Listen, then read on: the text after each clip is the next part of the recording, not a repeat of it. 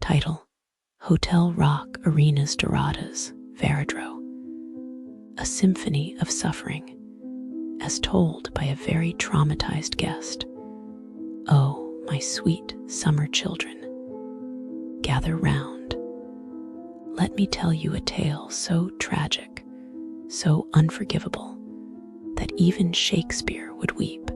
This is the story of how Hotel Rock Arena's Doradas, Varadero, took my dreams of a tropical paradise and crushed them like a cockroach under a broken tile, which, by the way, also happened in my room. Act I, the grand illusion, or how they lied to my face. Picture this. You've spent months saving up, scrolling through photos of turquoise waters, sipping imaginary mojitos in your mind. You arrive at the hotel exhaustedly to be greeted by a receptionist who looks at you like you just ruined her day by daring to check in. No smile, no welcome, just the vibes of a DMV employee on a Monday morning, and then plot twist thee try to scam you. Oh, the room you booked, that S extra now. Pay 16 more per night or sleep in the broom closet. Spoiler, the broom closet might be been cleaner. Act I, the room of horrors, a haunted house. But worse, I open the door to my upgraded room, lol. And immediately the smell hits me. Not ocean breeze, not fresh linen. No, it's mold, the kind of smell that makes you question if the last guest died in here. The sheets, stained, the closet doors, broken, the mirror, covered in black spots like a bad omen. The shower. Oh, the shower was special. It didn't just drip, it flooded the bedroom, turning the floor into a slip and slide. I fell, I bruised, I cried. And then the bugs, not cute little ants. No, bed bugs, tiny vampires feasting on my flesh while I lay there, wide-eyed, realizing this is my vacation. Act I, the food, or how I survived on rice and despair. The buffet was a crime against humanity. The rice, dry, crunchy from stone-size, actual rocks. The chicken, leather, the fish, a myth served only 3 times in 2 weeks. The salads, unseasoned sadness in a bowl, and coffee, non-existent some days. Toilet paper as napkins. Toilet paper. Act IV, the discrimination. Because why not add insult to injury? They hosted a Canadian-only dinner. I am Canadian, but when I showed up, no, you don't look Canadian. Ah, yes, the classic immigrant experience of being told you don't belong even when you do. Act V, the final betrayal, theft, cockroaches, and broken promises. My belongings. Stolen, the safe. Broken, the staff, actively annoyed by my existence. The beautiful beach.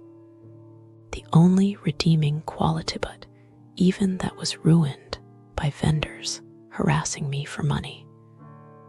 The moral of the story, because apparently I have to explain why this is bad, broken things bad. If I wanted to sleep in a construction zone, I decamp in a Home Depot.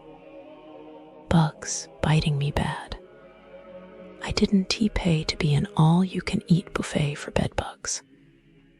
No food bad. I am not a goat. I can survive on dry rice and wilted lettuce. Theft Self-explanatory.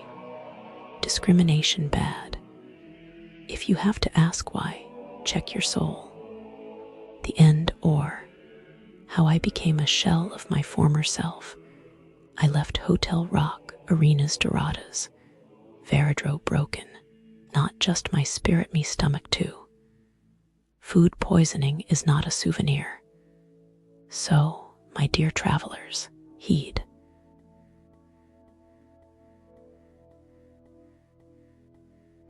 So I've been looking into crimes near Hotel Rock, arenas doradas, varadero, you know. And oh my goodness, it's crazy. They've got scammers and fraudsters everywhere. So first off, there's these fake products in markets and beachfront shops. You know, they're selling counterfeit goods, especially jewelry, clothing, and souvenirs. And they're hidden under counters or in boxes, presented as authentic Cuban products. But they're actually just cheap imitations. One visitor, got approached by beach sellers offering real silver jewelry, but it turned out to be low-grade metal-painted silver, you know. What even is that? Probably the victim felt so embarrassed and disappointed, they wasted their money on fake stuff. And the scammer probably just laughed all the way to the bank, you know. I mean, who does that? How could you, right? And then there's this restaurant menu price switch scam.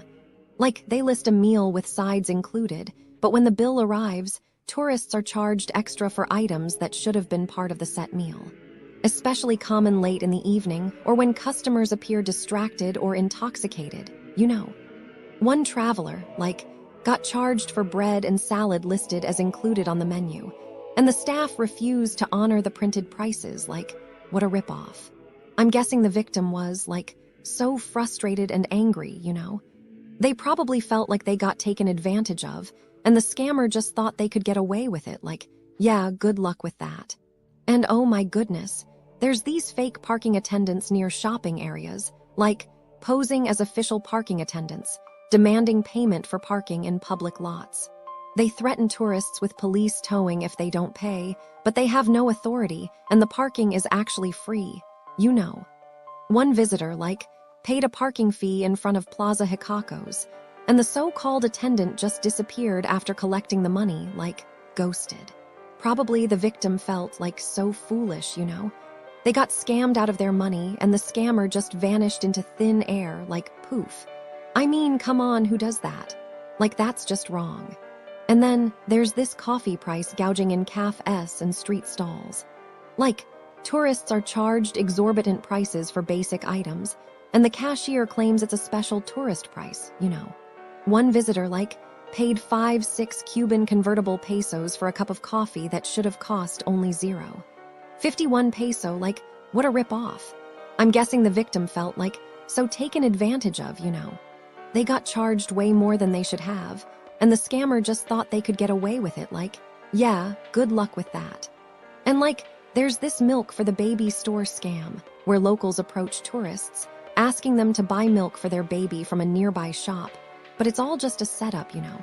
The store owner charges the tourist way more than the actual price, and once the tourist leaves, the milk is returned, and the scammer gets a commission from the store.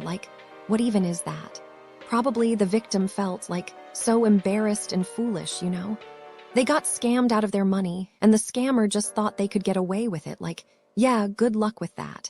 I mean, come on, who does that? That's just wrong. And oh my goodness, there's these fake attraction ticket sellers in commercial zones, selling tickets to fake events or attractions, complete with flyers and addresses, you know. Tourists pay up front, receive a ticket, and later discover that the event doesn't exist. What a scam. I'm guessing the victim felt so disappointed and angry, you know. They got scammed out of their money, and the scammer just thought they could get away with it. Yeah, good luck with that. I mean, come on, who does that? That's just wrong. So, yeah, that's what's been going on near Hotel Rock, arenas doradas, varadero, you know. It's crazy. You gotta be so careful, you know.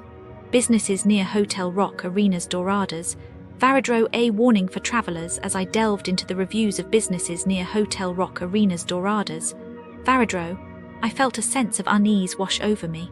It was like stumbling upon a graveyard of broken dreams, where unsuspecting tourists had fallen prey to scams, poor service, and overpricing. My heart sank as I read through review after review, each one a testament to the disappointments that await travelers in this area. Let's start with the markets. Plaza America, a supposed haven for shoppers, turned out to be a den of deceit.